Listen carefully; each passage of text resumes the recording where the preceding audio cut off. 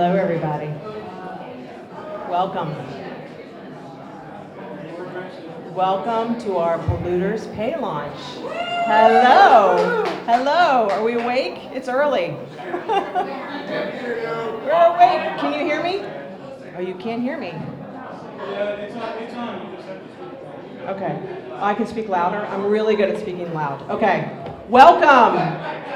Welcome. Today's the day, folks. Today's the day that we're going to launch our Polluters Pay campaign, and we are so thrilled to have you all here as part of this movement with us. My name is Cabell Eames.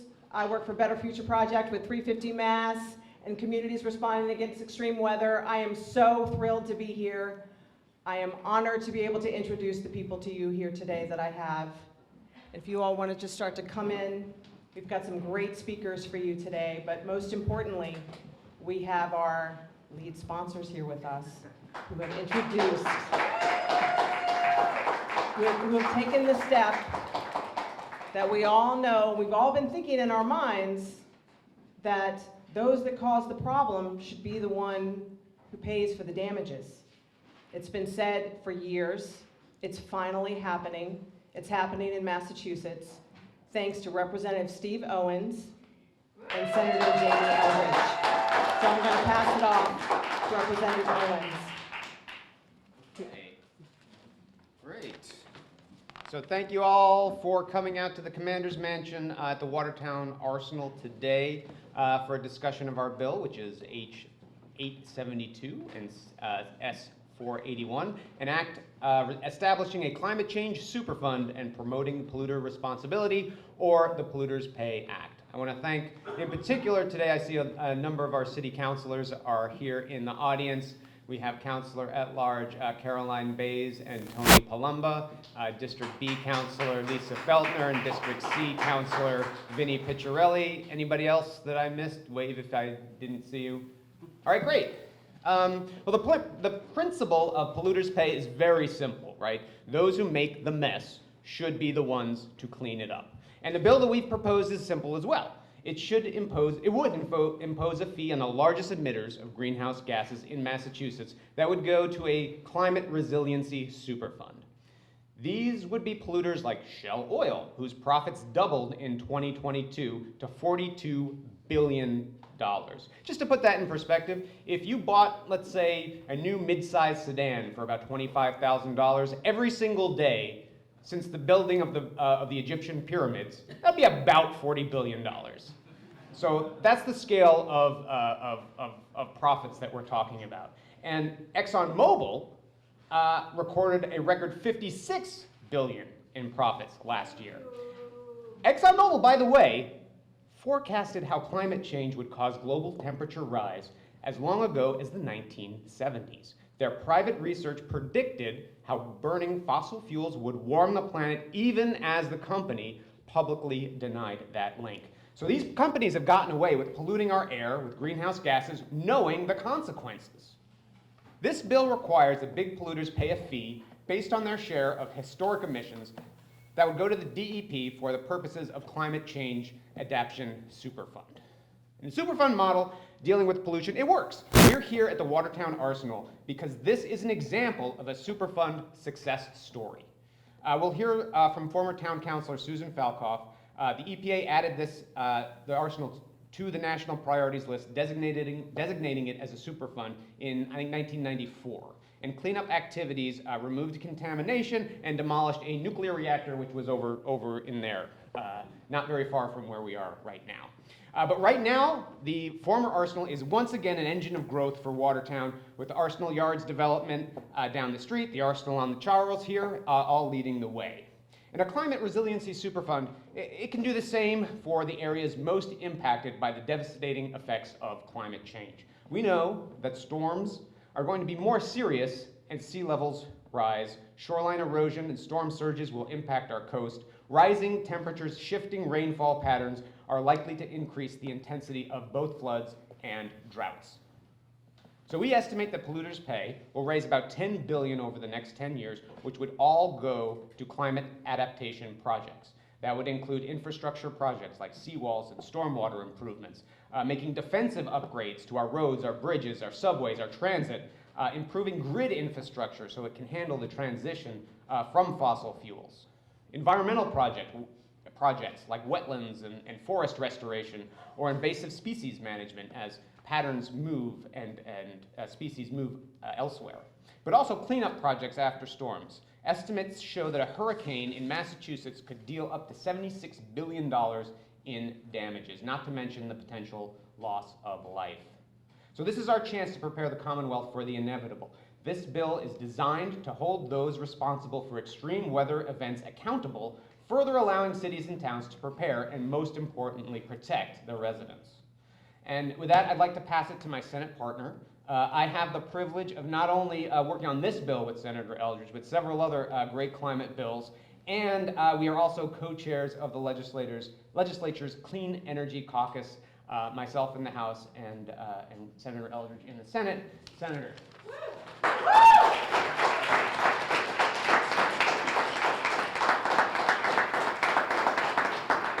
So thank you so much, Representative Owens. It's so wonderful to be here in Watertown, and I want to thank 350 Mass and a Better Future Project and the great leadership of Cabell Ames for bringing us here today. It's great to see a lot of our Metro West 350 Mass members here. So thank you so much for being here. It's great to be here with senior staff for Senator Warren, Senator Markey, and Congresswoman Clark, who I know are all very supportive not only of this bill, but I know a similar effort at the federal level in terms of national legislation to make polluters pay.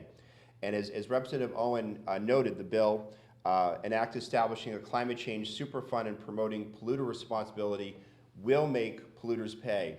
And while I think it's a coincidence that Representative Owens and I, as the lead sponsor of this bill, also have Superfund sites in our district, but I do just want to relate that in the district I represent in Acton, the company W.R. Grace, which is very well known from the book and movie A Civil Action that contaminated another community, Woburn, did a similar action in Acton, contaminating hundreds of acres of land that W.R. Grace ran a number of plant facilities. That was in the 1970s, and if not for the federal Superfund law, that would not be cleaned up. And so what has happened over the past 30 years is that site has been cleaned up because of the federal Superfund law, which this bill is modeled after. And now that land is a place where solar panels are being built, where there's discussions about finally bringing back housing on that site. So this is the power of making sure that those that pollute our land, pollute our earth, making sure they pay, and making sure that how we use that money, in this case for another existential crisis with global warming. Thank you. So I just want to say, as of today, the burning of fossil fuels has raised global temperatures by over 1 degree Celsius, according to the United Nations. Barring drastic changes to fossil fuel consumption, the end of this decade will also put an end to our limited opportunity to keep global warming below the 1.5 degrees Celsius threshold that scientists tell us will dramatically increase the dangers of natural disaster and ecosystem collapse. Even if we were to completely eliminate fossil fuel usage this minute, we're all locked into a certain amount of climate change. We're seeing that with the impacts, the flooding, the heat waves, the impact on our agriculture and our farms. For decades, fossil fuel companies have lied and manipulated facts to hide the causal link between fossil fuel emissions and global warming. And although their own internal research revealed this relationship decades ago, as Representative Owens noted, they spent billions of dollars to make consumers and investors doubt the verity of this science and to maintain an illusion of sustainability. If nothing changes, we will be the ones to pay for this, and of course, we already are. Climate change adaptations will be required to protect our communities in light of a changing world. This will include massive investment in building seawalls and conducting coastal protections to hold off rising oceans, performing ecological restoration projects to save damaged habitats and essential natural environments, upgrading stormwater management systems and sewage treatment plants to mitigate the damages of extreme weather events and increased flooding, making defensive upgrades to roads, bridges, subways, and transit systems, and increasing the resilience of the electric grid and the weatherization of energy efficiency of buildings. We will also need to be ready to recover from the damages of climate-related extreme weather events, which are becoming increasingly frequent. I have full confidence that we have the knowledge and the drive to make this happen, especially here in Massachusetts. However, it will be expensive. One quick example is that a hurricane in Massachusetts would cause an estimated $76 billion in damages. And we remember the hurricane from a few years ago that just barely missed Massachusetts and devastated New York, New Jersey, and Connecticut, and the impact that that still has on those states. The solution is glaringly simple. Let those responsible for the mess be the ones to clean it up.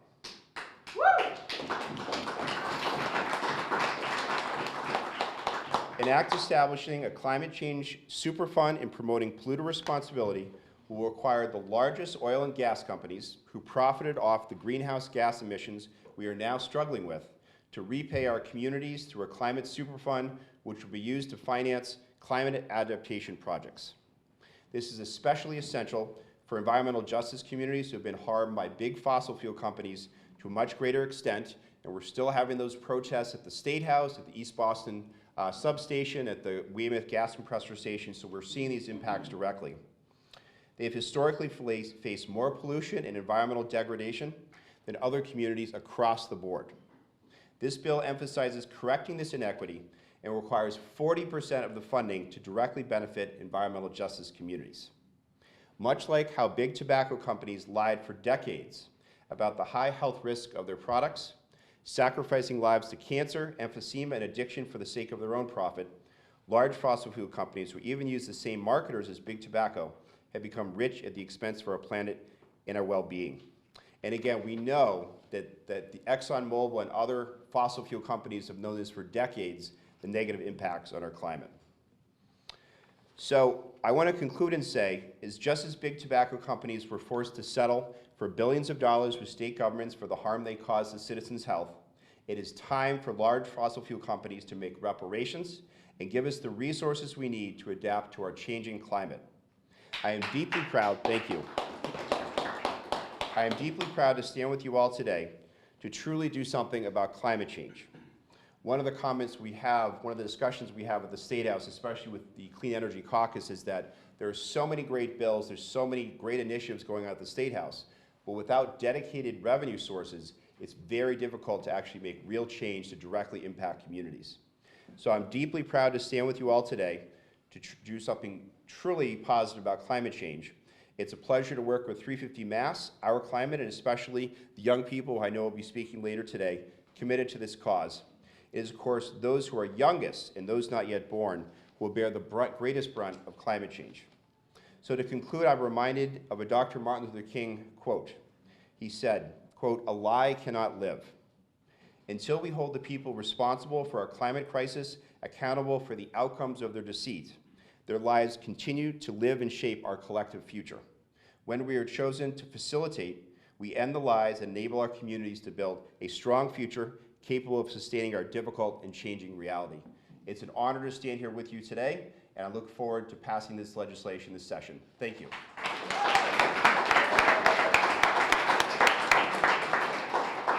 We are honored to have you as our lead sponsors as well.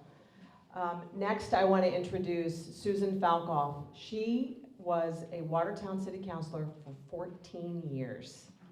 And she's going to give you some context because she remembers the Superfund site and the fight that went on. So, Susan, I'm going to move this for you if you need it. I do. Okay. I can't compete with Jamie. Okay. How's that? Is that good?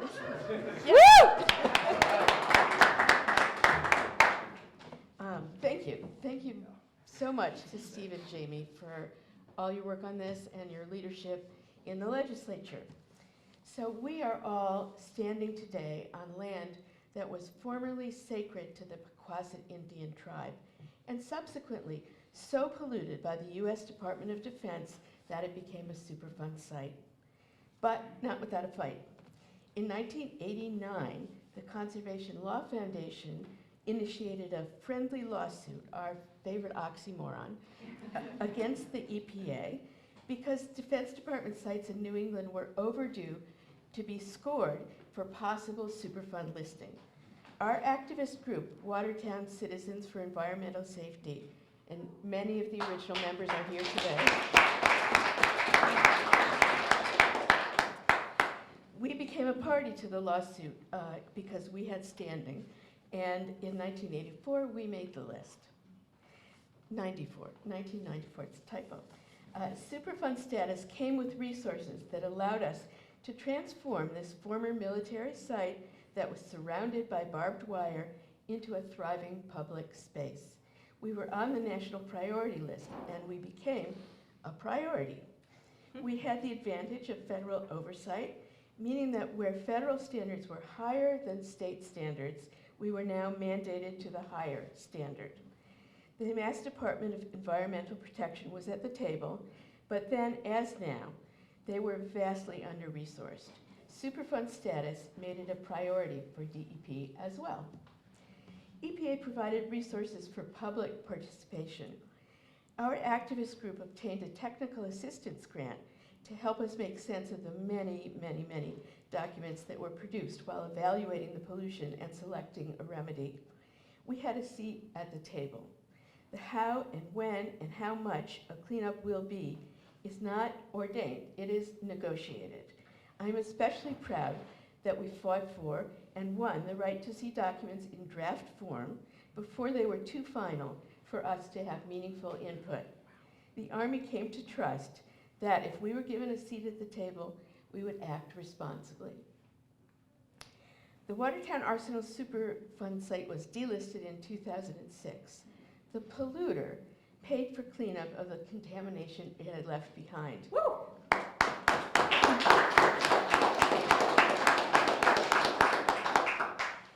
This property is not pristine, but it's been determined to be clean enough to protect human health and safety. EPA was formed to address specific toxic sites like this one, but we now have a much bigger problem. The Earth's atmosphere itself threatens to become toxic to human health and safety. Government resources shouldn't have the entire burden of funding our response to climate change. We are paying while the polluters are getting rich. We know who they are, and it's time for them to pay their fair share. Thank you.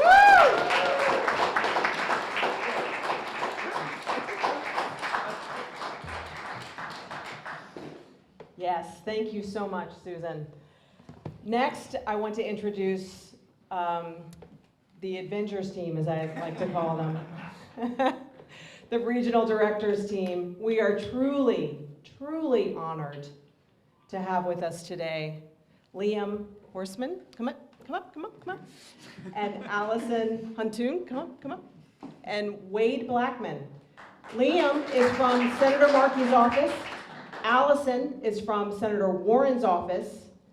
And Wade is from Representative Clark's office. This is unprecedented.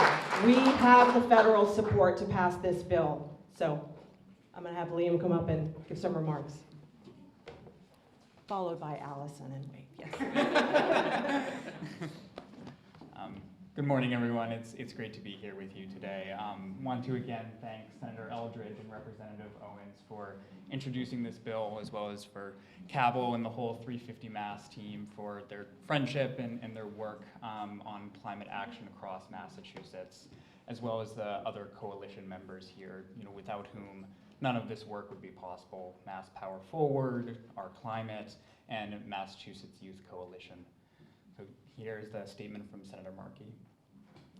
For too long, the companies that pollute our planet have turned massive profits, while the American people have been left to face the health, climate, and economic consequences. Big oil and the fossil fuel industry have played an active role in causing the worsening climate crisis, but our communities, and not these companies, are currently paying the price. That's why I am fighting on the federal level for legislation to take much needed and long overdue action to have fossil fuel companies pay their fair share in order to fund the federal response to the climate crisis they helped cause.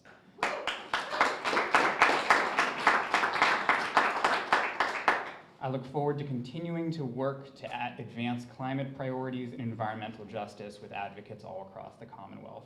Thank you all for being here today, and thank you for your efforts.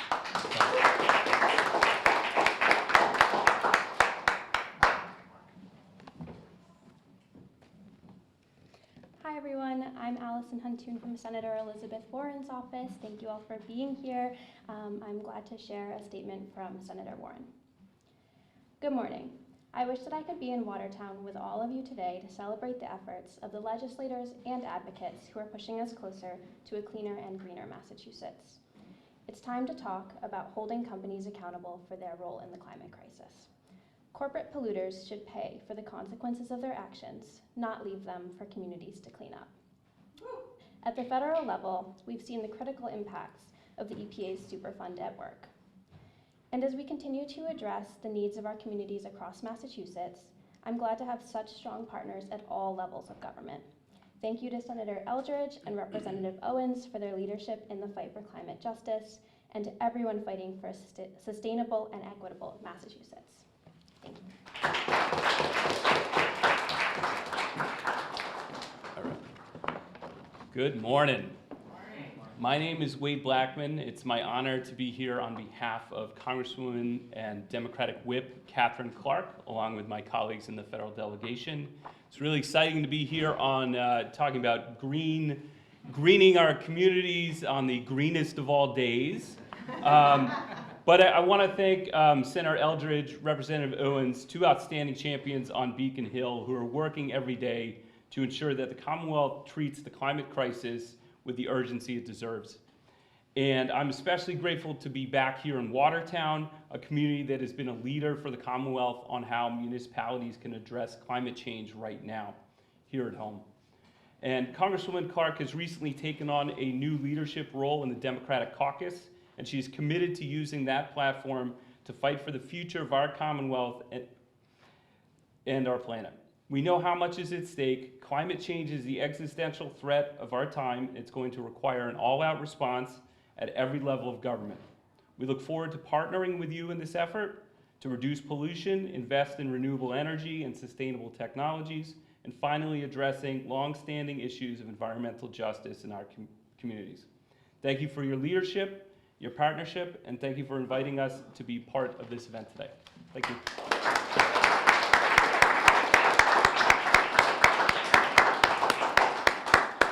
We're really thrilled to have them here.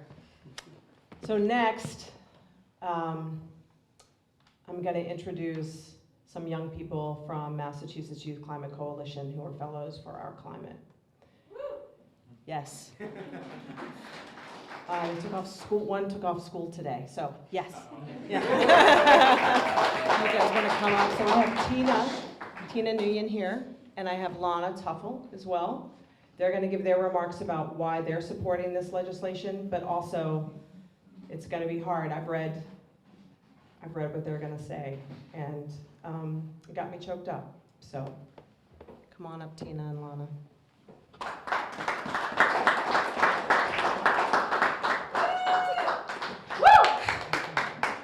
Hello everyone. Today I'm here in this beautiful city of Watertown with all of you, but I was actually born and raised in Boston, specifically in Dorchester. For me, growing up in an environmental justice community meant growing up in vulnerability. Vulnerable to the health hazards and from my general surroundings, but also from inside my very home. Vulnerable to the racial and geographic discrimination that can be omnipresent in environmental policymaking. Vulnerable to the lack of attentiveness for environmental issues from some of the adults who hold the decision-making powers. And so I despaired, knowing that the impacts of the climate crisis will hit communities like mine first and worse, as fossil fuel companies continue to accelerate their profits to grow test degrees. And I'm sorry, this mic is not gonna work for me. Can you all hear me well from here? Thank you. I'm gonna stand up so it makes it easier for me. They don't get there by clean means. Trust me. These companies don't just exploit the land, they exploit the people. And they try to silence and stop on Black and Indigenous voices and lives. And they're the reason as to why the respiratory issues in America is at an all-time high. And I know I'm young, but I'm not the world around me, because I and so many others in my generation have grown up in an era where there's article after article and tweet after tweet and disaster after disaster, showing how our planet is falling apart, how it's falling apart because of us. Okay, sorry guys. Okay, allow me to actually correct myself on that, because I say us, but I think it's about time we point our fingers to who is really steering the wheel. Fossil fuel companies, I'm looking at you. And don't try to act all innocent either, because for decades you know exactly what you were doing. This paper will move. You knew you were accelerating global warming at alarming rates. You knew that the quality of life of the inhabitants of this planet was plummeting. But for decades, you continue to spread disinformation and fund climate deception and are still doing it to this day, and I'm angry about it. I'm angry as a member of an environmental justice community. I'm angry as a member of the younger generation who has to deal with and pick up the mess these politicians and companies have left behind and that continue to pile on. I want to see change, and I need to see that the change these climate movements are making are equitable. We need to see that these voices are being heard. That is why I'm here today instead of being in school. That is why.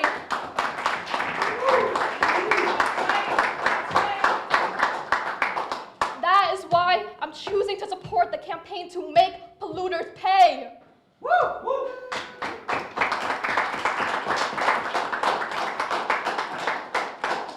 Because this bill aims to hold those vicious oil and gas companies accountable, because this bill will focus on funding those climate adaptation and mitigation projects that we so desperately need, because this bill will direct 40% of the funding to benefit environmental justice communities, because in this bill, I see that my story and the story of so many others who are not represented here today, I see that those stories are recognized and prioritized, and I feel so reassured when I see the rigorous work that has been put into the making of this bill and the launching and continuing growth of this campaign. I'm angry, but I'm more than ready to see some change. And I look forward to fighting for this with all of you. Thank you.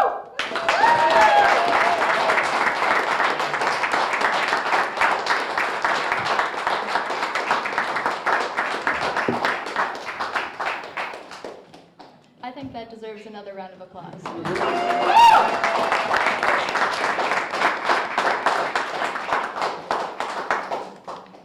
Hi, my name is Lana. I just want to thank 350 Mass and Mass Power Forward for organizing this launch and for welcoming and supporting me to speak on this bill today.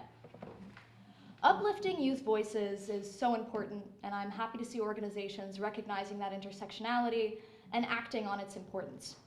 I also want to thank Representative Owens and Senator Eldridge for championing such an important bill. Today, I want to talk about why we need to pass the Polluters Pay Bill, an act establishing a climate change superfund and promoting polluters' responsibility. A little bit about me.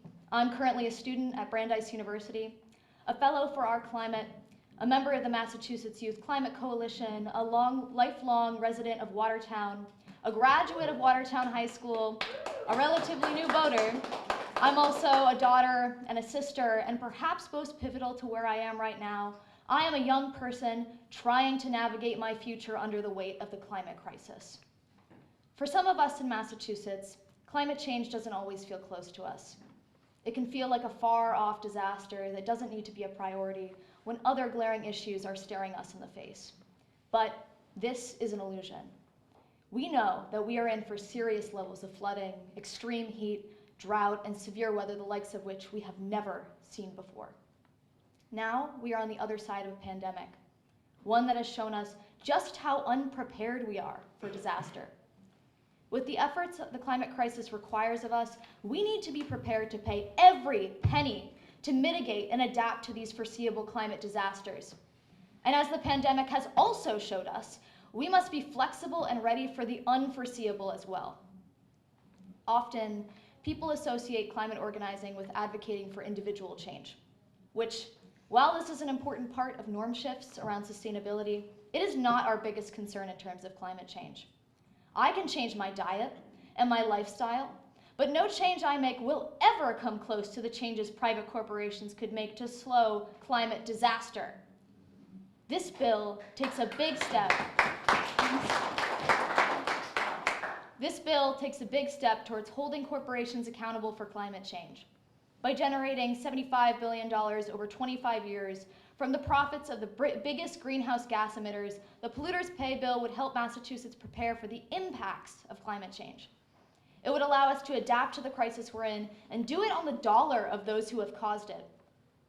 It is designed specifically to avoid passing costs on to consumers, targets the corporations who have contributed the most, and sorry, I lost my place. And generates funding to be used towards climate adaptation, with 40% of the funding directly benefiting environmental justice communities. Look ahead to what this could mean. If we finally hold these corporations accountable on a state level, we are that much closer to nationwide accountability and global accountability. These are the steps that we have to take to get there. Government needs to set down a boundary and send a message that these corporations cannot proceed as they have been. Change will not happen unless our government stops fossil fuel corporations from pushing us towards climate disaster. Since I started organizing, I've mostly seen small victories. But today, I'm ready for a big one. I'm ready to see my government care about the potential of worldwide devastation far beyond what we've seen in the pandemic. Policy can be complicated, but the necessity to do something about this crisis is not. It's not enough to recognize the threat of climate change. We need tangible policy that will get us to a better place. If we succeed and pass this bill, it will be a turning point, a moment where we choose to hold people accountable in a way that is equitable, fair, and transformative. The Polluters Pay Bill would be a massive step in the right direction.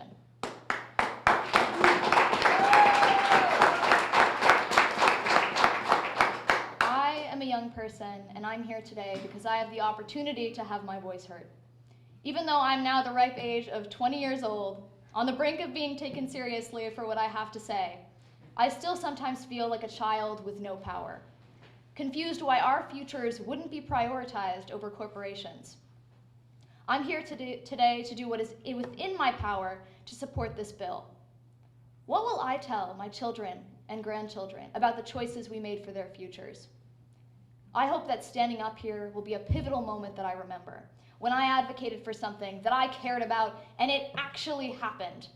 When the activist in me feels like the years of effort have been for something significant. When as a voter, I feel proud to be a Massachusetts resident. Passing this bill is a huge step in the right direction, a step to showing the younger generations that the future holds a world that wants us not just to live, but to flourish in the process. Each and every one of you has the power to support the life of this bill. This is my plea to you, as a young person, navigating my future under the weight of the climate crisis. Help us pass this bill and make polluters pay. Woo!